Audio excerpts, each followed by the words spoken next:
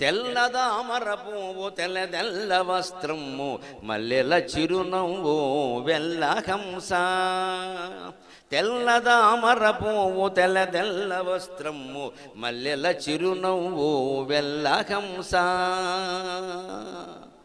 కనకంబరపు బోలు కరనకమ్ములడాలు, కనకంబరపు బోలు కరనకమ్ములడాలు, కనకంబరపు బోలు కరనకమ్ములడాలు, నుదుట కుంకుమరేఖ అధరలేఖ.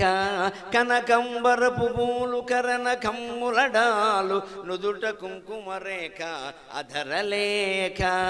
నీలి నీలి జలాలు నీలాల నేత్రాలు, నీలి నీలి జలాలు నీలాల నేత్రాలు, నెమలి కన్నులడ్డాలు నింగి జాలు. నీలి నీలి జలాలు నీలాల నేత్రాలు, నెమలి కన్నులడ్డాలు నింగి జాలు. పసుపు మెరుగుటంచు పసిడి వీణియమించు, పసుపు మెరుగుటంచు పసిడి వీణియమించు, పుత్తడి నిమ్మోము పుస్తకము. పసుపు మెరుగుటంచు పసిడి వీణియమించు, పుత్తడి నిమ్మోము పుస్తకము. సర్వవర్ణమయము శారదా రూపము, సర్వవర్ణమయము శారదా రూపము, స్వర్ణపర్ణమయము వాంగ్మయము. సర్వవర్ణమయము శారదా రూపము, స్వర్ణపర్ణమయము వాంగ్మయము. అర్ణవముల బోలు ఆపదలను దాట కర్ణధారి, అర్ణవముల బోలు ఆపదలను దాట కర్ణధారి, కవుల కల్పతరువో. సరస్వతి అనగానే మనకి ఒక ఆచారం అలవాటు ఏమిటంటే సరస్వతీదేవికి తెల్లచీరలు ఇష్టం. అందుకని మనం సరస్వతి గుడి గడితే తెల్లచీర పట్టుకెడుతూ ఉంటాం. సరస్వతీదేవికి ఎందుకు తెల్లచీర ఇష్టమని ఎవ్వరూ ఆలోచించరు. తెల్లచీర ఇష్టం అంతే. ఆవిడ తెల్లగా ఉంటుంది అంటాం, అది లెక్కేం లేదు. అక్కడ నల్లగా ఉన్న దేవతలు కూడా ఉన్నారు. పార్వతీదేవి నల్లగా ఉంటుంది, లక్ష్మీదేవి ఎర్రగా ఉంటుంది. వాళ్ళ దేవతల కాల తెల్లగా ఉండడం వల్ల ఆవిడ దేవత అవ్వలేదు. హిందూ దేవతా వర్ణనలో ఒక ప్రత్యేకమైన తత్వం ఉంటుందండి. ఆ తత్వం తెలుసుకోకపోతే తత్తి కొడుకులం అయిపోతాం మొత్తం అంతా. ఊరికే బొమ్మలను పూజ చేసుకోవడమే మిగులుతుంది ఇక్కడ. ఇంకా 10 రాత్రుల్లో 11 రాత్రుల్లో 5 అడుగుల 6 అడుగుల 50 అడుగుల 60 అడుగుల ఎంత పెద్ద లడ్డు ఇదే మిగులుతుంది ఇక్కడ. ఈ ప్రసాదాలు పంచిపెట్టాలు దీనికోసం విరాళాలు కొట్టుకోవడాలు ఇదే మిగులుతుంది. 100 ఏళ్ల బట్టి ఉత్సవాలు చేస్తున్నా మన జీవితాల్లో శాంతి ఎందుకు లేదు అంటే భగవతత్వం మనకు అర్థం చేసుకోలేము, చేసుకునే ప్రయత్నం కూడా చేయట్లా. ఆ పూజించడమే గొప్ప, అక్కడికి అది వచ్చేసింది అంతే. సరస్వతీదేవికి తెల్లచీర ఎందుకు ఇష్టము అంటే విద్యా వ్యవస్థ మొత్తం స్వచ్ఛంగా ఉండాలి, తెల్లగా ఉండాలి. అందుకని ఆవిడ తెల్లచీర కట్టుకుంటాడు. వాళ్ళ ఆయన బ్రహ్మదేవుడు ఏమైనా ఎర్రచీర కొనని చెప్పాడంటే ఈవిడ కొనుక్కోలేదా? మళ్ళీ బ్రహ్మదేవుడిని అడగాల్సిన పని ఇవ్వలేదే. ఆవిడ స్వతంత్రం ఉందండి. అంచేది విద్య ఉంటే డబ్బు కూడా లోటే ఉండదండి. విద్య డబ్బు కోసం వేరే దేవతలను ఆరాధించాల్సిన అవసరమే లేదు. చదువుల తల్లి చాలు.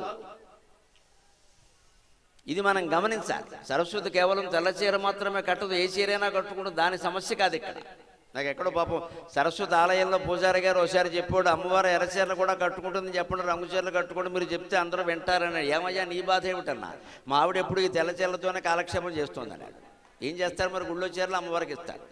కాస్త ఖరీదైన చీర ఉంటే చైర్మన్ గారు పట్టుకెడతాడు, మామూలు చీర ఉంటే పూజారి గారికి ఇస్తాడు. అందులో కూడా చాలా భేదాలు ఉంటాయి. అందమైన చీర ఉంటే చైర్మన్ గారి ఇంటికి వెళ్ళిపోతుంది. మామూలుది ఉంటే అర్చకుడు ఇంకా వాడు ఉంటాడు కదా అక్కడ ఎప్పుడు ఉండేవాడు, వాడికి బారేస్తాడు. మా ఆవిడ వస్తుందండి తెల్లచీరలు కట్టుకోలేక, నీ బాధ నేను తీరుస్తానులే, కంగారు పడకని చెప్పాను. అంచేత గుళ్ళోకి వెడితే తెల్లచీర పట్టుకెళ్ళిన సమస్య కాదు. మన పిల్లలు చదువుకున్న వాళ్ళు సంస్కారవంతులై ఉంటున్నారా అని ఆలోచించండి దయచేసి. అప్పుడు దేశం మొత్తం బాగుంటుంది. మనం తెల్లగా ఉండనప్పుడు తెల్లచీర ప్రయోజనం ఏమిటి? అందుకే నేను ఇష్టదేవం అనేటువంటి కావ్యంలో ప్రత్యేకం సరస్వతీదేవులు వర్ణిస్తూ, అమాయకులారా సరస్వతీదేవులు అన్ని వర్ణాలు ఉన్నాయి చూసుకోండి. తెల్లగా ఏమి లేదు, జుట్టు నల్లగా లేదండి. జుట్టు తెల్లబడితే మనం చూస్తామా? జుట్టు నల్లగానే ఉందిగా. ఎంత అందమైన ఆడవాళ్ళకైనా జుట్టు నల్లగానే ఉండాలి. కొంచెం తెల్లబడేసరికి ఎన్ని రంగులు వేస్తున్నారు ఈవేళ. నమ శివాయ. వీధి వీధికి బ్యూటీ క్లినిక్కే ఆసుపత్రులు లేవు. కానీ ముసలితనం రాదా, మరణం రాదా? వస్తుంది. ఎందుకు రంగు వేయాలండి? రంగేస్తున్నాం మగాళ్ళు కానీ ఆడాళ్ళు కానీ అంటే నాకేం మొహమాటం లేదు చెబుతున్నా. రంగేస్తున్నాం అంటే నాటకం వాడుతున్నాం, మనం వాస్తవాన్ని అంగీకరించడానికి సిద్ధంగా లేం. రంగు మానేస్తే మొదటి మెట్టు ఎక్కినట్టు లెక్క. గుళ్ళో మొదటి మెట్టు ఎక్కినట్టు లెక్క. జుట్టుకి రంగేసామంటే మనం జీవితంలో ఓడిపోయినట్టే లెక్క. మన సహజత్వాన్ని ప్రేమించట్లా, కృత్రిమత్వాన్ని తెచ్చిపెట్టుకుంటున్నాం ఇక్కడ. ఎవరో చూసి మనం మెచ్చుకోవడం, ఇంకా యంగ్ లుకింగ్ అనడం మనకి ముఖ్యం ఇక్కడ. మన బతుకు మనం బతకడం కాదు ఇక్కడ. నేను ఇంకా అందరూ చూసి నన్ను 60 అయినా సరే 40 అనుకుంటున్నారండి. రేపు పొద్దున పోయాక ఏమనుకుంటారు మిత్రమా? ఇంకా పోలేదనుకుంటారా? పోయాక కూడా పోలేదనుకుంటారా? 60 దాటాయంటే ఆధ్యాత్మిక జ్ఞానం కోసం ప్రయత్నం చేస్తామా? జుట్టుకు రంగేసుకుని కూర్చుంటాం ఇక్కడ. ఇక జుట్టు ఏంటంటే మొత్తం ప్రాణమే పోతుంది ఇక్కడ. దానికి సిద్ధపడాలి. అదే వైరాగ్యం. వైరాగ్యం లేకుండా జ్ఞానం ఏమిటి? ఎలా వస్తుంది? భక్తి జ్ఞాన వైరాగ్యాలు అంటారు. భక్తి ఉంటే అది జ్ఞానం, జ్ఞానం ఉంటే వైరాగ్యం ఉండాలి. మనం మొదటి మటి దగ్గరే ఆగిపోయాం. పైగా ఈ సౌందర్యం కోసం ఎవరిని పూజిస్తే వస్తుందని ఓ ప్రశ్న. ఎవడో యూట్యూబ్లో పనికి మేల మీద ఉంటాడు, వాడు చెప్తాడు ఇక్కడ రోజు ఈ పూజ చేయండి మీకు సౌందర్యం ఎందుకు వస్తుంది. ఈ పిచ్చి మాటలు కాదండి లెక్క. సరస్వతి దేవులు అన్ని వర్ణాలు ఉన్నాయి. తెల్లదామర పువ్వు తెల్ల తెల్ల వస్త్రము మల్లెల చిరునవ్వు వెల్లహంస. ఆవిడ కూర్చున్న తామర పువ్వు తెల్లగా ఉంటుంది. లక్ష్మీదేవి అరవిందంలో కూర్చుంటుంది. సరస్వతీదేవి పుండరీకంలో కూర్చుంటుంది. పుండరీకాసనంబున అని చెబుతాడు శ్రీనాథ మహాకవి. పుండరీకం అంటే తెల్లదామర పువ్వు, అరవిందం అంటే ఎర్రదామర పువ్వు. తేడా అది, ఎరుపు తెలుపు. ఎర్రదామర పువ్వును సంస్కృతంలో పుండరీకం అంటారు, అరవిందం అంటారు. తెల్లదామర పువ్వును పుండరీకం అంటారు. సరస్వతీదేవి పుండరీకంలో కూర్చుంటుంది. ఎందుకని? కూర్చునేదే తెల్లగా ఉండాలయా, కట్టుకునేది తెల్లగా ఉండాలయా. ఎందుకంటే విద్య అంటేనే తెలుపు, తెలుసుకోవడమే విద్య.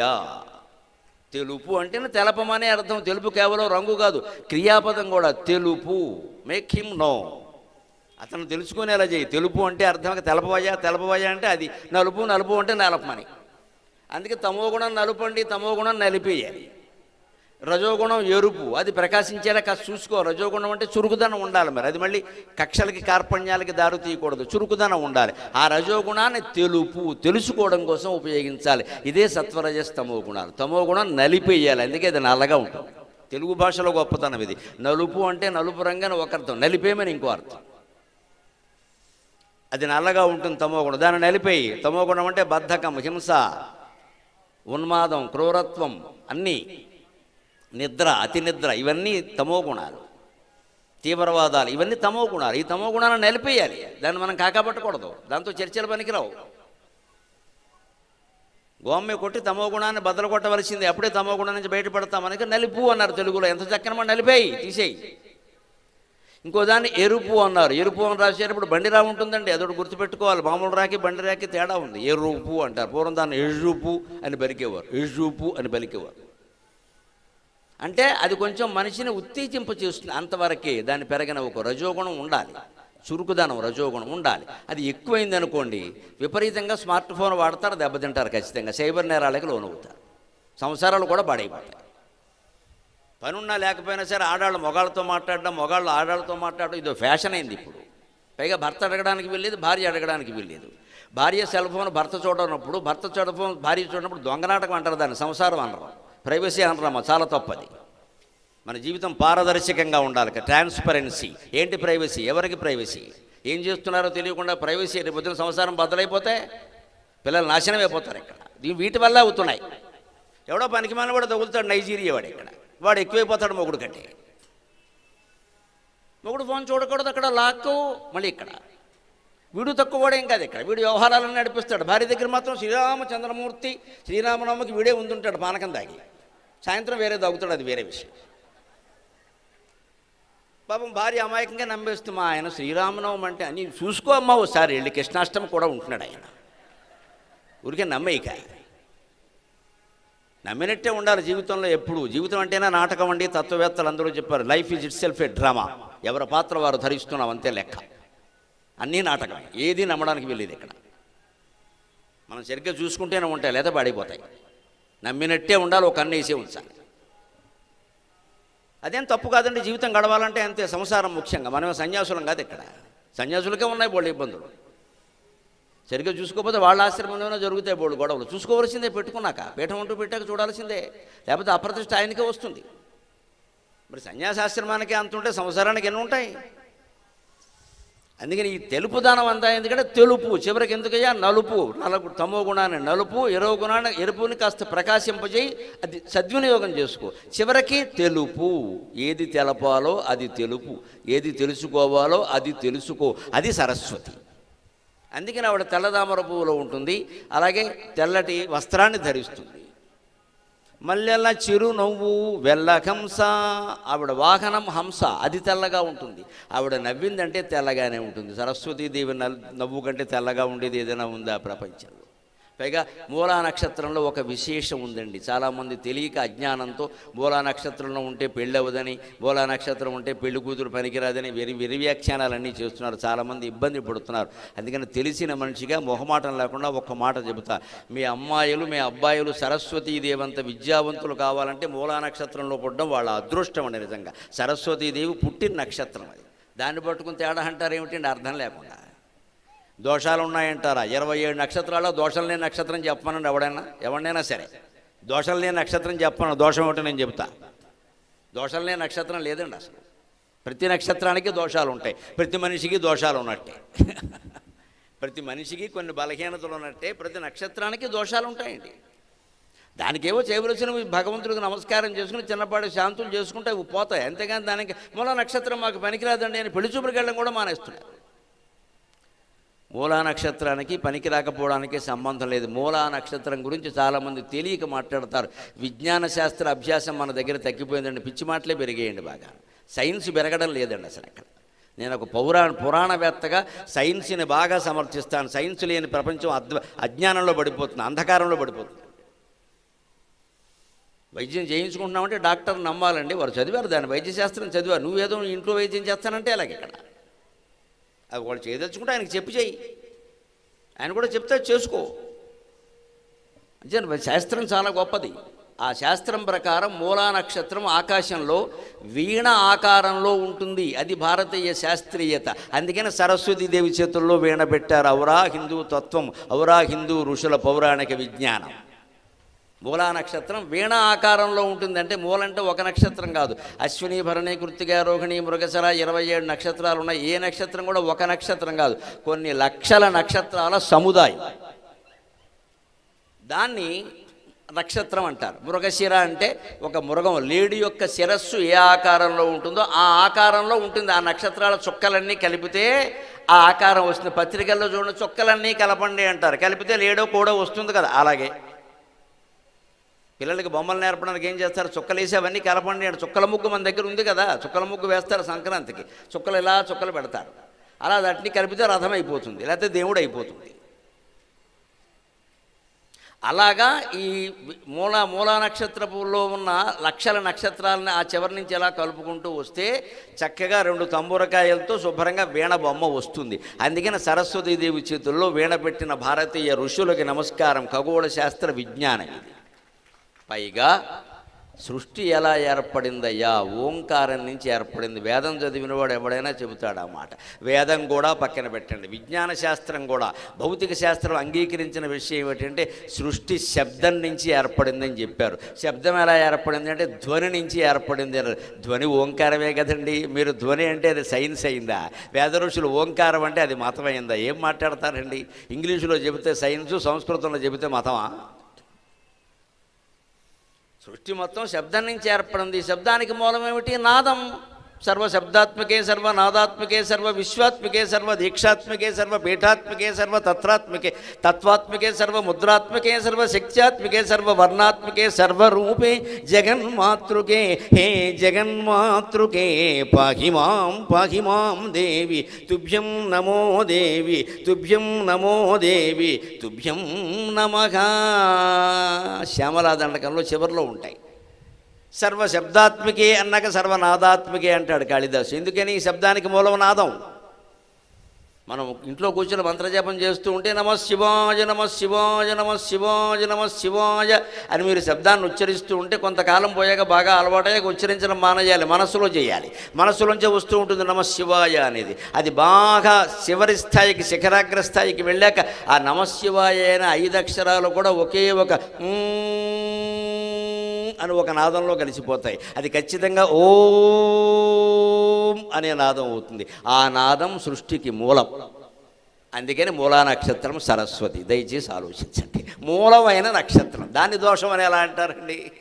మూల కూర్చునే నక్షత్రం కాదు. మనకి తెలివి ఎక్కడ తగలబడింది అంటే తెలుగులో మూల ఉంది, మూల కూర్చుంది ఆవిడ, మూల కూర్చుంది ఆవిడ. ఈ మూలకి సంస్కృతం మూలకి తేడా తెలియట్లేదు మనకి. సంస్కృతంలో మూల అంటే ప్రైమ్, ముఖ్యమైన అని అర్థం. మూలధనం అంటారు, అంటే మూలపాతి పెట్టిన ధనం కాదు, పెట్టుబడి అని అర్థం. ఇక్కడ క్యాపిటల్. ఆ మూలధనంలో మూలే, మూలా నక్షత్రంలో మూల. మూల కూర్చునేది కాదు అక్కడ. తెలుగులో ఒక అర్థం తీసుకోవడం, ఇక దాన్ని బట్టి ఏదో ఆ వ్యాఖ్యానాలు చేసుకోవడం ఇక్కడ. అంచేత మూల అన్నిటికీ మూలమైన నక్షత్రం. ఎలాగా? సరస్వతీదేవి మూలం అంటే వాంగ్మయం మూలం. వాంగ్మయం అంటే శబ్దం, శబ్దం అంటే ధ్వని, ధ్వని అంటే ఓంకారం. ఓంకారం నుంచే మొత్తం సృష్టి ఏర్పడింది. ఆ ధ్వని మూలము అని చెప్పడానికే శబ్దానికి మూలమైన సరస్వతి చేతుల్లో ధ్వనికి మూలమైన వీణ పెట్టారు. ఎంత ప్రతీకాత్మకంగా సాగిందండి హిందూ విగ్రహారాధన. మూఢ విశ్వాసం అంటే ఎలాగండి దీన్ని? ఇది ప్రతీకాత్మకం, సింబాలిజం అంటారు దీన్ని ఇంగ్లీషులో. అదొక సింబల్, విద్యకు సింబల్ సరస్వతి. అందుకని వాడు కాళ్ళ మీద పడి ఓ ఆకులు పువ్వులు వేసేస్తే చదువు వస్తుందని ఏం లేదు. ఇక్కడ ఏమి రాకపోగా ఆవిడ కాళ్ళు పడేయ ముందు తీసేయి గొడవంతా అంటుంది ఆవిడ. ఆవిడని ఆలంబనగా చేసుకుని మనసులో ఆవిడ మీద విశ్వాసం ఉంచి మన చదువు మనం చదువుకోవాలి.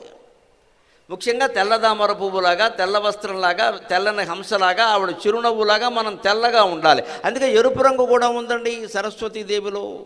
కనకంబర పువ్వులు కరనఖమ్ములడాలు, నెమలి కన్నులడ్డాలు నింగిజాలు. ఆవిడ కనకాంబర పూలు ధరిస్తుందండి. పూలు నల్లగా ఉండవండి. సరస్వతీదేవికి తెలుపు ఎంత ఇష్టమైనా తెల్ల పూలే ధరిస్తుందని ఎక్కడా లేదు. అందుకని కనకాంబరాలు కూడా ధరిస్తుంది. అవి ఎర్రగానే ఉంటాయి కదా. కరనఖమ్ములడాలు, పోని పూలల్లో కూడా తెల్లవి ధరించవచ్చు. చేతి గోళ్ళు ఎర్రగానే ఉంటాయి కదండి ఎవరికైనా. ఇప్పుడు ఎరుపు రంగు లేక రంగు వేసుకుంటున్నారు, దిక్కుమాలిన పని అంటారు. రోజు శుభ్రంగా స్నానం చేసినప్పుడు కాస్త గోళ్ళు కూడా కడుక్కుని తర్వాత గోళ్ళు తుడుచుకుంటే ఎవడు రంగు ఎక్కల. లోపల ఉండేటువంటి బ్లడ్, రక్తం దానికి లేత ఎరుపు రంగులో కనపడుతూనే ఉంటుంది. గోళ్ళు శుభ్రంగా ఉంటాయి. ఇక మళ్ళీ రంగు ఎందుకండి దానికి? మళ్ళీ దానికి చీరకే రంగు, గోళ్ళకే రంగు, గోళ్ళకే రంగు, వేళ్ళకా రంగు. మొత్తం ఇప్పుడు తయారయ్యేసరికి 3 గంటలు పడుతుంది. ఇక్కడ బస్సు వెళ్ళిపోయింది. ఈ తయారీలే మానయ్యాలి. మనుషులు సహజంగా ఉండే ప్రయత్నం చేయాలి. తయారవడానికి ఇంత శ్రమ పడుతున్నాము. మన అసలు కార్యక్రమం ఏం కావాలమ్మా? ఆ చెప్పింది వినడం, లేదా సినిమాకి వెళ్ళాం, సినిమా చూద్దాం, అందులో నేర్చుకోవాల్సి ఉంటే నేర్చుకుందాం, లేదు కేవలం ఎవరో ఆనందం, కాసేపు నవ్వుకుందాం, వదిలేద్దాం. అది ముఖ్యమా? మనం తయారవ్వడం ముఖ్యమా? అసలు మన జీవితాలు మనకంటే ఎక్కువగా ఇతరుల గురించి సాగుతున్నాయండి. అలాగని వీళ్ళు పరోపకారులా అంటే కాదు, పచ్చి స్వార్థం. వాళ్ళు ఏమంటారో ఇలా ఉంటే హాయిగా సాగిపోతుంది జీవితం. ప్రతిరోజు ఎంపికలకు సరిపోతుంది సమయం అంతా. ఇక్కడ ఏ రంగు వేసుకోవాలి, ఏ చీర కట్టుకోవాలి, ఏ ప్యాంట్ వేసుకోవాలి, ఏ చొక్కా వేసుకోవాలి, ఏ బొట్టెట్టుకోవాలి, ఇంకన్నీ ఎంపికలే. ఇది కృష్ణమూర్తి గారు చెబుతాడు, మహాతత్వవేత్త. జీవితం సుఖంగా ఉండాలంటే ఎంపిక లేని ఎరుకతో జీవించాలంటాడు. No selection, take as it is. ఏదొస్తే అది వదిలే, ఎంచుకోవద్దు. అసలు తండ్రిని మనం ఎంచుకున్నామా? దయచేసి ఆలోచించండి. తల్లిని మనం ఎంచుకున్నామండి, మన అన్నదమ్ముల్ని మనం ఎంచుకున్నామండి, మన అప్పచెల్లెల్ని మనం ఎంచుకున్నామండి. పెళ్లి కూతురు దగ్గర వచ్చారు 100 ఎంపికలు ఎందుకు వస్తాయండి? అనవసరం అండి అవన్నీ. పెద్దలు చెప్పిన పెళ్లి చేసుకుంటే సుఖంగా ఉంటాం. మేమంతా సుఖంగా ఉన్నాం, మీరు సుఖంగా ఉంటారు. మీరు అంటే పెళ్లి కాని వాళ్ళు, అయిన వాళ్ళు మళ్ళీ చేసుకోకూడదు. ఇదివరకు నా ఇష్టం వచ్చిన పెళ్లి చేసుకున్నానండి, గరికిపేట వారు చెప్పారు కాబట్టి పెద్దాళ్ళ పెళ్లి మళ్ళీ చేసుకుంటా అనకూడదు. ఆ పాపం నాదవుతుంది.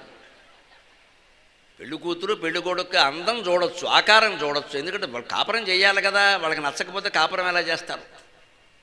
అంతవరకు యువతరానికి స్వేచ్ఛ ఉంటుంది, అనుమానాలు. ఇక మిగిలిన చదువు, ఉద్యోగం, కులం, గోత్రం, వంశం, ఆరోగ్యం సమస్తం తల్లిదండ్రులకు వదిలేయాలి. అప్పుడే ఆ సంబంధాలు బాగుంటాయి. వాళ్ళు అన్నీ చూస్తారు, ఎందుకంటే వాళ్ళకి ఈ వ్యామోహం లేదు. కారణం అది, వాళ్ళకి వ్యామోహం లేదు. ఆ పిల్ల ఏదో అందంగా ఉందని తల్లిదండ్రులు ఎవరు ఆలోచించరు ఆ విషయం. కాపురానికి పనికొస్తుందా లేదా, అణకో ఉందా లేదా, వినయం ఉందా లేదా, కుర్రాడికి సమర్థత ఉందా లేదా, పనికొస్తాడా లేదా, 4 రూపాయలు సంపాదిస్తాడా లేదా, అమ్మాయిని జాగ్రత్తగా చూసుకుంటాడా లేదా అని అత్తగారు ఆలోచిస్తుంది ఖచ్చితంగా. మామగారి కంటే పిల్ల తండ్రి బాగా ఆలోచిస్తుంది. ఆ విషయాన్ని పిల్ల తల్లికి వదిలేయాలి. వాళ్ళ అమ్మాయి ఆవిడ చూసుకుంటుంది.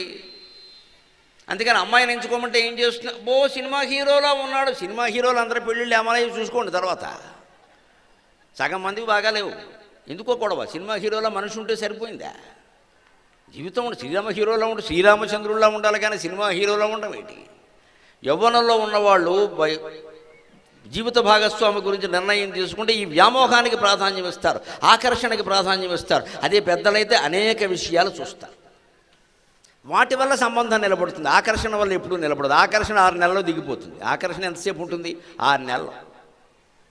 బజార్లో ఓ స్వీట్ చూసాం, ఆ స్వీట్ ఎంతవరకు బాగుందో మనం చూసేవరకే, నోట్లో వేసుకుని లోపలికి వెళ్ళాక స్వీటు ఒకటే, లోపలికి వెళ్ళిన కాఫీ ఒకటే, లోపలికి వెళ్ళిన తర్వాత గుడగొడ పానీయాలు ఒకటే, అన్నీ కలిపి మొత్తం కుడుతుకోవాలంటే తయారయ్యాయి. ఏమి లేదు అక్కడ. స్వీట్ అందం ఎంతవరకు అంటే షాపులో ఉన్నప్పుడు, నాలుగు మీద ఉన్నప్పుడు, అంతే అయిపోయింది. ఆకర్షణకి ప్రాధాన్యం ఇస్తే జీవితం నాశనం అవుతుంది. ఆలోచనకి, అవగాహనకి ప్రాధాన్యం ఇస్తే జీవితం అంతా బాగుంటుంది. ఇది కావాలో తేల్చుకోవాలి. అదే సరస్వతి ఆరాధన. ఆవిడ ఎర్రటి పూలు పెట్టుకుంది, ఎర్రటి గోళ్ళు కలిగి ఉంది, అది సహజం, ఎరుపు కాదా? ఇంకా నుదుట కుంకుమ రేఖ. ఎప్పుడు మన దేవతా చిత్రాల్లో ఎవ్వరి నుదుట, స్త్రీమూర్తులు కాదండి, పురుషమూర్తులు కూడా ఏ దేవుడు నుదుట బొట్టు లేకుండా ఉండదండి. మనం ఇవాళ ఎందుకో హిందువులైన వాళ్ళం బొట్టెట్టుకోవడానికి సిగ్గుపడుతున్నాం. ఏం మొహమాటం లేకుండా చెబుతున్న, పిల్లల్ని బొట్టు పెట్టుకుని బడికి వెళ్ళమని చెప్పండి, లేదా పంపించకండి. అసలు బొట్టెట్టుకుంటే రానియమనే దిక్కుమాలిన బడి ఏదైనా ఉంటే ఆ బడి వదిలేసి ఇంకో బళ్ళు చేర్చండి. మనకు ఆ పట్టుదల లేదండి. ఇతర మతాల వాళ్ళందరికీ వాళ్ళ చిహ్నాలు ధరించడానికి ఎంత పట్టుదల ఉంటుందో హిందూ అన్నవాడికి ఒక్కడికి లేదండి. అది ఉంటే వారికి నమస్కారం. తల్లిదండ్రి పట్టెట్టాలండి. బొట్టెట్టుకుంటే కానీ కుదరదు, వేషాలు వేయద్దు అని 1వ తరగతి నుంచే నేర్పేయాలండి గట్టిగా. స్కూల్లో ఎవరో పెట్టుకుని ఈ పనికి మాలిన పాఠం చదవద్దు. ఇక్కడ నువ్వు పెట్టుకుంటే అందరూ పెట్టుకుంటారు, తర్వాత నువ్వే తీసుకురావాలి ఆ మార్పుని. వారు పెట్టుకోరు, వీరు పెట్టుకోరు, మొత్తం మానేశారు. ఇక్కడ బొట్టు పెట్టుకుంటే ఈ నుదుటి మధ్యలో ఉండే, భూమధ్యంలో ఉండే ఆజ్ఞాచక్రాన్ని దర్శించడం జీవిత లక్ష్యం అని అర్థమవుతుంది. అది లలితా సహస్ర సారాంశం. ఆజ్ఞాచక్రాంతరాళస్థ. ఆజ్ఞాచక్రంలో అమ్మవారు ఉంటుంది, అది కమాండింగ్ పాయింట్. సైన్స్ కూడా అంగీకరించిన విషయం. ఈ మధ్యలో ఉండేటువంటి స్థానం కమాండింగ్ పాయింట్. మొత్తం అన్ని నరాలకి 72,000 నాడులకి కమాండ్స్, ఆజ్ఞలన్నీ అక్కడి నుంచి అందుతూ ఉంటాయి. అందుకని దాన్ని లలితా సహస్రంలో వ్యాస మహర్షి ఆజ్ఞాచక్రం అన్నాడు. వ్యాస మహర్షిని మించిన సైంటిస్ట్ ఎవరో చెప్పండి నాకు ఇప్పుడు. దాన్ని ఆజ్ఞాచక్రం అన్నాడు ఆయన. ఎందుకన్నాడు? అక్కడి నుంచి ఇలా చక్రాకారంలో ఉంటుందయ్యా ఒక శక్తి, అది అన్నిటినీ ఆజ్ఞాపిస్తుంది. అందుకే మెదడులో నరాల దెబ్బతింటే పక్షవాతం వస్తుందండి. మెదడు ఎక్కడుంది, కాలు ఎక్కడుంది? పైగా ఎడంవైపు, మెదడులో ఎడంవైపు నరాలు దెబ్బతింటే కుడివైపు పక్షవాతం వస్తుంది. కుడివైపు నరాలు దెబ్బతింటే ఎడంవైపు వస్తుంది. డాక్టర్లు చెప్పే మాట ఎలా వస్తుందండి? ఆ లింక్ అటువంటిది, నువ్వేం చేస్తావు? ఆ లింక్ అటువంటిది. ఆ లింకులోనే ఉంది అమ్మవారు. అందుకే ఆజ్ఞాచక్రాంతరాళస్థ అన్నారు. ఆ మంత్రాలకు అర్థం తెలుసుకుని దాన్ని పరిశోధనగా చేసుకుని జీవితంలో ఆచరించాలి. కానీ ఈ మంత్రం చదివినంతలోనే ఏదో వచ్చేస్తుందంటే అయిపోయాయి, చదువుతూ కూర్చుంటారు. ఇంకా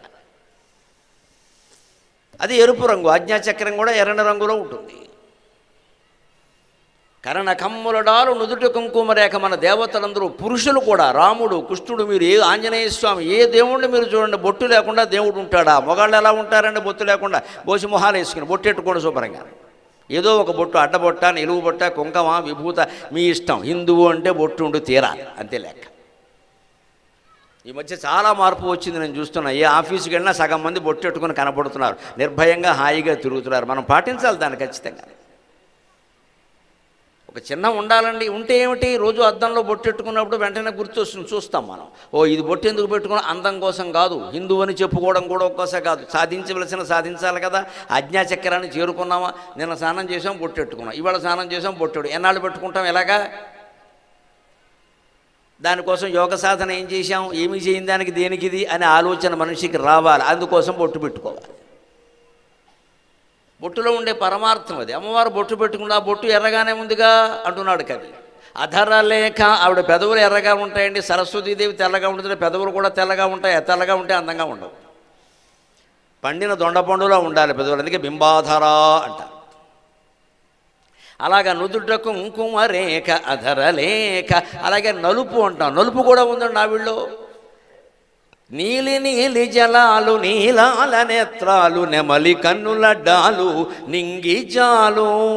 ఆవిడ సముద్ర జలాల్లో ఉంటుంది. సముద్ర జలాలు నీరు నల్లగానే ఉంటాయి. నీరు నలుపేరండి రంగు. సుమారుగా చూస్తే నీరు నలిపే. నీలి నీలి జలాలు, అందులో నీలాల నేత్రాలు. మనిషి ఎంత తెల్లగా ఉన్నా కళ్ళు, చూపులు నల్లగానే ఉంటాయండి. అందుకే కవులు చూపులను తుమ్మెదలతో పోలుస్తారు. తుమ్మెదలు నల్లగా ఉంటాయి.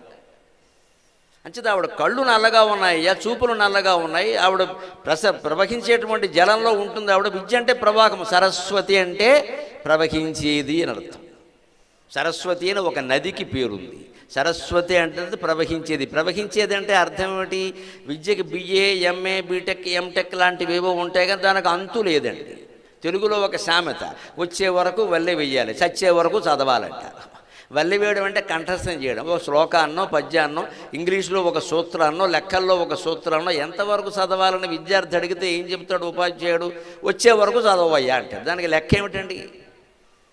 10 సార్లు చదవంటే వాడేం చేస్తాడు? 10 సార్లు చదివాను సార్, అయిపోయింది, ఇంకా నేను అలా కుదరదు. ఇక్కడ వచ్చే వరకు చదవాలి. 10 అనేది రావడం కోసం. తప్పు రాశాడు అనుకోండి, 10 సార్లు చూడకుండా రాయమంటే ఎందుకు రాయమన్నారు? మళ్ళీ రావడం కోసం, అంతే కదా. మనం చూడకుండా అలా రాయాలి. అంతేకాని అక్కడ ఘటోత్కచుడు అని ఉంటే పూర్వం మా బోటుకెళ్ళ ఇంపోజిషన్ రాసేవాళ్ళు, బద్ధకం కదా పిల్లలకి. మా మిత్రులను కొంతమందిని చూసేవాడు, ఘటోత్కచుడు సరిగ్గా రాయలేదనుకో, ఘా సరిగ్గా రాసి మాస్టర్ టోత్కా అన్నీ రాసిస్తే ఘటోత్కచుడు రాసేవాడు కాదు. విచిత్రం అండి. 10 సార్లు కదా, ఘా ఘా ఘా ఘా ఘా టో టో టో టో టో కా కా, ఇలా 1000 జన్మలు రాసినా ఘటోత్కచుడు రాయలేదు. ఇదో సింపుల్ విధానం. అంటే ప్రతిదానికి ఓ దరిద్రపు విధానం ఒకటి కనిపెడతాం మనం. శతకోటి దరిద్రాలకు అనంతకోటి ఉపాయాలని చిన్నప్పుడు అందరం చేసాం ఈ వెంట పని. అదేవిడో ఒక తొందరగా అయిపోయినట్టుగా అనిపిస్తుంది. గా గా గా రాసి అలా రాస్తే ఏమవుతుంది? గా రాయడం వస్తుంది, టో రాయడం వస్తుంది, కా రాయడం వస్తుంది, కానీ ఘటోత్కచుడు రాయడం రాదు. మొత్తం చదవాలి ఖచ్చితంగా. కకార రకారముల ఘా టకార ఓకారముల టో అని రాయాలి. అప్పుడు టకారం ఓకారం కలిసింది. అలాగే తా కింద కావొత్తు, తా కింద కావొత్తు అనేకూడదు. టకార కకార అకారముల త్కా అనాలి ఖచ్చితంగా. అది నేర్పే విధానం. టకార కకార అకారములుగా రెండు కకారాలు ఉన్నాయి, దాని కింద ఒత్తుంది. టకార కకార అకారముల త్కా, చకార ఉకారముల చు, డకార ఉకారముల డు, ఘటోత్కచుడు అంటే మాయాబజార్లో ఐశ్వర్యం గారు ప్రత్యక్షం అవుతాడు. వీడు ఘటోత్కచుడు రాయడం వస్తుంది, కానీ ఘాగా ఘాగా రాస్తే ఏమొస్తుందండి? అభ్యాసం చేసేటప్పుడు ఇది ఎందుకు అందుకని వచ్చే వరకు వెళ్ళవేయమన్నారు, చచ్చే వరకు చదవమన్నారు. చదువు ఎంతవరకు సాగాలంటే ఉద్యోగం వచ్చిందని మానేయడం, పెళ్ళయిందని మానేయడం పనికిరాదండి. జ్ఞానం కోసం ఎప్పుడూ చదువుతూనే ఉండాలి. అందుకే విద్యాదేవత పేరు సరస్వతి. సరస్వతి అంటే flowing flowing flowing, ever flowing, ఎప్పుడూ ప్రవహిస్తూనే ఉంటుంది. దానికి అడ్డు ఆపు లేదు. అదే చదువు. దాని తర్వాత నేర్చుకునేది ఇంకోటి ఉంటుంది. అధ్యాత్మ విద్య నేర్చుకుని సంపూర్ణంగా అద్వైత జ్ఞానం పొందే వరకు, అహం బ్రహ్మాస్మి తత్వమసి అనే మాటలకు అర్థం అనుభూతి పరంగా తెలుసుకునే వరకు చదువు ముగిడం అన్న సమస్య లేదండి. అంతవరకు జ్ఞానార్జన చేయాల్సిందే. అందుకని ఆవిడ నల్లగా ఉన్నా సరే నల్లటి రంగులో ఉన్న నీలి జలాలు ప్రవహించే జలాల్లో ఉంటుంది సరస్వతి. అంటే అర్థం ఏంటి? పడిపోదా ప్రవహించే జలాల్లో ఉంటే? విద్య ఎప్పుడు ప్రవహిస్తూ ఉండాలి నాయన, నిలవనీరులాగా కుళ్ళు కంపు కొట్టద్దు అని అర్థం. అక్కడ నీరు నిలవ ఉంటే దోమలు జారుతాయి. విద్య ఎప్పుడు ప్రవహిస్తూ ఉండే. ఇది అయిన తర్వాత అది అయిన తర్వాత ఇది. పరీక్షల కోసం చదవడం వేరు, జీవితం అనే పరీక్ష కోసం చదవడం వేరు. అది ఎంత చదివినా అవదండి. అది జీవిత పరీక్షల కోసం చదవాలి. ఈ పరీక్షలు ఎంత కాపీ కొట్టినా కూడా నెగ్గుతాం ఈ పరీక్షల్లో. జీవితంలో కాపీ కొట్టే అవకాశం లేదమ్మా. అమ్మవారి కాళ్ళ మీద పడాల్సిందే జీవితంలో నెగ్గాలంటే. ఆవిడ కాళ్ళ మీద పడాల్సిందే, కాపీ కొడితే కుదరదు. ఇక్కడ ఎవరి అనుభవాలో మనకేం పని చేయమండి. ఇక్కడ మన జీవితం మనదే. ఎవరో చెబుతారు, మనకు దుఃఖం వచ్చిందనుకోండి, ఇలా చేయి అలా చేయి, నాకు వస్తే ఇలా చేసి అంటారు. అలాగే చేస్తే మనకు కలిసి వస్తుంది ఏం లేదండి. ఇక్కడ మన జీవితం వేరే. ఇక్కడ దాన్ని ఆదర్శంగా తీసుకుంటేనే మనం ఏం చేయాలో మనం ఆలోచించుకోవాలి. నీలి జలాలు నీలాల నేత్రాలు, నెమలి కన్నుల డాలు నింగిజాలు. నెమలి కన్నుల డాలు, జాగ్రత్తగా అర్థం చేసుకుందాం ఈ విషయాన్ని. నెమలి సరస్వతీదేవి దగ్గర ఎందుకు ఉంటుందండి? హిందూ విగ్రహ ఆరాధన ఎంత గొప్పదండి, హిందూ ధర్మం ఎంత విశిష్టమైనదండి. ఏమో ఆ ఋషుల ఆలోచన. సరస్వతీదేవి దగ్గర హంస ఉంటే ఆశ్చర్యం లేదమ్మా, హంస ఆవిడ వాహనం. విష్ణుమూర్తి దగ్గర గరుత్మంతుడు ఉంటే ఆశ్చర్యం లేదు, గరుత్మంతుడు ఆయన వాహనం. సరస్వతీదేవి వాహనం నెమలి కాదండి. నెమలి ఎవరికి వాహనం? కుమారస్వామికి వాహనం. కుమారస్వామి దగ్గర నెమలి ఉండొచ్చు, సరస్వతీదేవి దగ్గర ఎందుకండి? అక్కడి నుంచి ఏమైనా ఇక్కడికి అప్పు తెచ్చుకునే డిప్యుటేషన్ మీద కాదు. బ్రహ్మరంధ్రగతో నాదో మాయూరో నద ఉచ్యతే. యోగశాస్త్రంలో ఉంటుంది ఈ మాట, పతంజలి యోగశాస్త్రంలో. ఒక అభ్యాసకుడు సాధకుడు యోగ సాధన చేస్తూ ఉంటే మూలాధార చక్రం, స్వాధిష్టాన చక్రం, మణిపూర చక్రం, అనాహత చక్రం, విశుద్ధ చక్రం, ఇక్కడ ఆజ్ఞాచక్రం దగ్గరికి చేరుకుని అక్కడి నుంచి బ్రహ్మరంధ్రానికి చేరుకునే ప్రయత్నం సుషుమ్నా నాడి ద్వారా చేస్తూ ఉంటే ప్రాణవాయువును దాని ద్వారా పంపగలిగితే అక్కడ బ్రహ్మరంధ్రగతో నాదో మాయూరో నద ఉచ్యతే. ఆ బ్రహ్మరంధ్రం దగ్గరికి యోగ సాధకుడు చేరుకున్నాడు అనడానికి సూచనగా నెమలి కేక పెడితే ఎలాంటి నాదం వస్తుందో అటువంటి నాదం వినపడుతుంది. అతని సాధన పూర్తయింది అని ఉద్దేశం. అందుకని సరస్వతీదేవి దగ్గర నెమలి ఏర్పాటు చేశారు. ఇది యోగశాస్త్ర రహస్యం. నువ్వు చేరుకోవలసింది ఇదబ్బా, ఎక్కడ నెమలి కేక వినపడుతుందో చూసుకో. అంతేగాని అడవుల్లోకి వెళ్ళి నెమలు పట్టుకుని నలిపేసి కేకెట్టమండం కాదు ఇక్కడ. దాన్ని రికార్డు చేసుకోవడం అది కుదరదు. నీ శరీరంలోంచి రావాలా నాదం, అంతవరకు నువ్వు సాధన చేయాల్సిందే.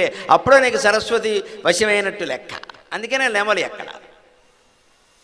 మనమేమనుకుంటాం, నెమలిని చూసాం, కాకిని చూసాం, హంసని చూసాం, సరస్వతిని చూసాం, దండం పెట్టుకున్నాం, పైగా ఓ పెద్ద మనిషి వస్తాడు, నాకు ఎలా సంపాదించాడో తెలియదు. నేనే అమ్మవారి గుడిలో బంగారం నెమలిని చేయించి, బంగారం ఎలా వచ్చిందో ముందు చెప్పు, నెమల సంగతి తర్వాత చూద్దాం.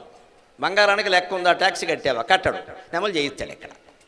ఈయన ఘనస్వాగతం పలుకుతారు ఇక్కడ. వాడికి బుద్ధి లేదు, వీడికి సిగ్గు లేదు. దుర్మార్గాలు చేసిన వాళ్ళకే ఘనస్వాగతం. ఎందుకంటే వాడు డబ్బు ఇచ్చాడు, లోకంలో డబ్బు ముఖ్యమైపోయింది. కానీ పాపాత్ములు అందరూ బయలుదేరి వాళ్ళ పాపంతో గుళ్ళో కట్టేస్తున్నారు శుభ్రంగా. గుళ్ళో విగ్రహాలు చేస్తున్నారు, ఓ భారీగా ఆభరణాలు చేస్తున్నారు, గుళ్ళే కట్టేస్తున్నారు శుభ్రంగా. ఎన్ని గుళ్ళు కట్టినా చేసిన పాపాలు అనుభవించి తీరాల్సిందే, అనుమానం లేదు. ఇలా అక్రమంగా సంపాదించి గుళ్ళు కట్టిన వాళ్ళందరూ జీవితం చివరి దశలో ఆ గుడి మెట్ల మీదే చెప్పచ్చు కూర్చోవలసిందే. నో డౌట్ ఎట్ ఆల్, అనుమానమే లేదు ఆ విషయంలో. ఆ గుడి మెట్ల మీద కూర్చుంటాడు.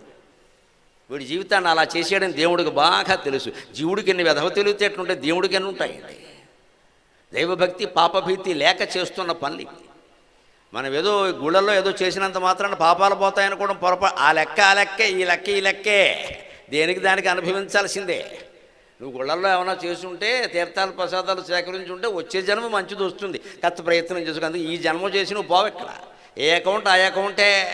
మా ఊళ్ళో ఒక ఆయన ఉండేవాడు, పొద్దున్నే శుభ్రంగా టిఫిన్ చేసేవాడు, మధ్యాహ్నం భోజనం చేసేవాడు. భోజనం చేసిన తర్వాత గారెలు బూర్లు ఇవన్నీ వడ్డిస్తే ఎక్కువ అయ్యాయి అనుకోండి, సాయంత్రం వచ్చి తింటాను మళ్ళీ ఈయన కోసం దాచిపెట్టాలి ఇక్కడ.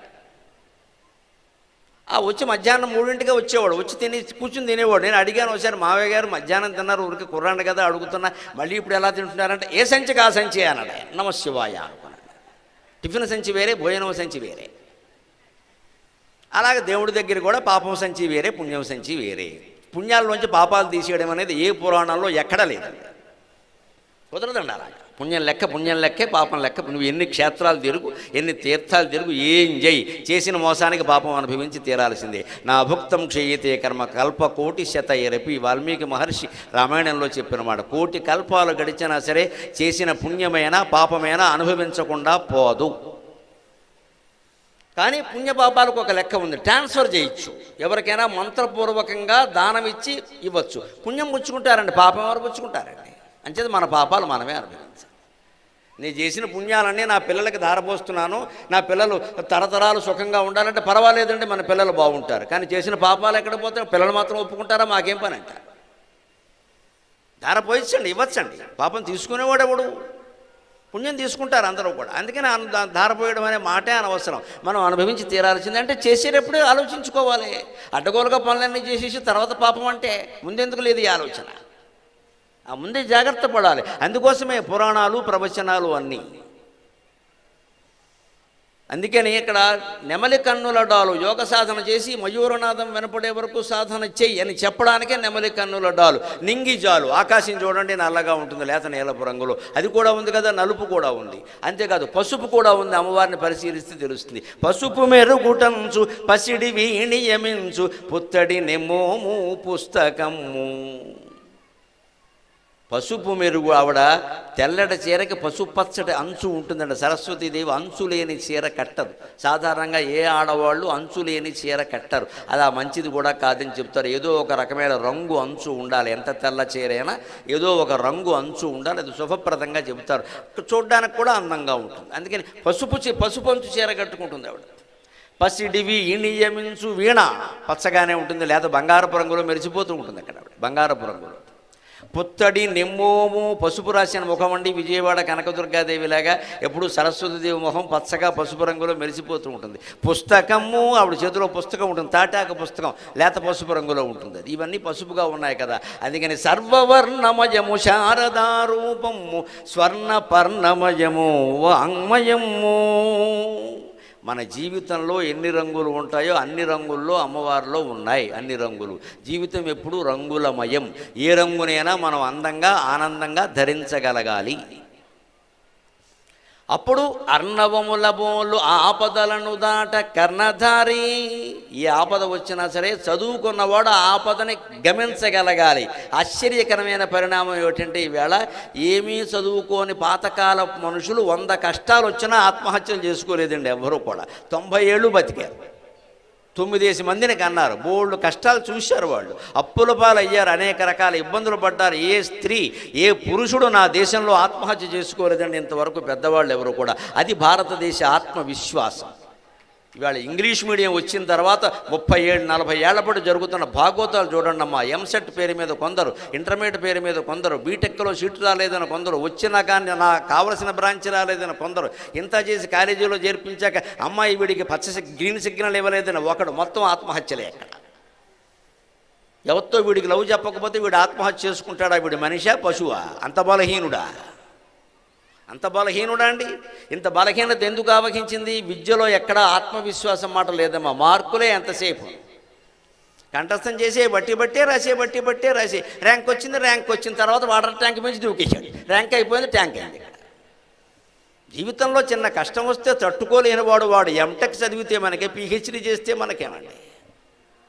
అర్ణవముల బోలు ఆపదలను దాట, సముద్రంలో ఉంటాయి ఆపదలు దాటాలి. నీ చదువు ఎందుకయ్యా? పని లేక. చదువులోంచి దానికి సారాన్ని లాగగలగాలి. లేకపోతే మళ్ళీ తెలుగు మీడియం చదువుకొని నోరు మూసుకుని ఉపనిషత్తులు చదువు బోడుదారులు కనపడతాయి. రామాయణం చదువు కనీసం. సీతాదేవికి వచ్చిన కష్టం మనకు వచ్చిందా? రావణాసురుడు అపహరించాడు. ఎక్కడ పెట్టాడండి? వాడు అశోకవనంలో పెట్టాడు. ఎన్ని బాధలు పెట్టాడమ్మా! చుట్టూ రాక్షస స్త్రీలను కాపలా పెట్టాడు. వేపుకు తినేసారు ఆవిడ. నిజం చెప్పాలంటే ఒక్క క్షణం నిద్రపోనివ్వలేదు.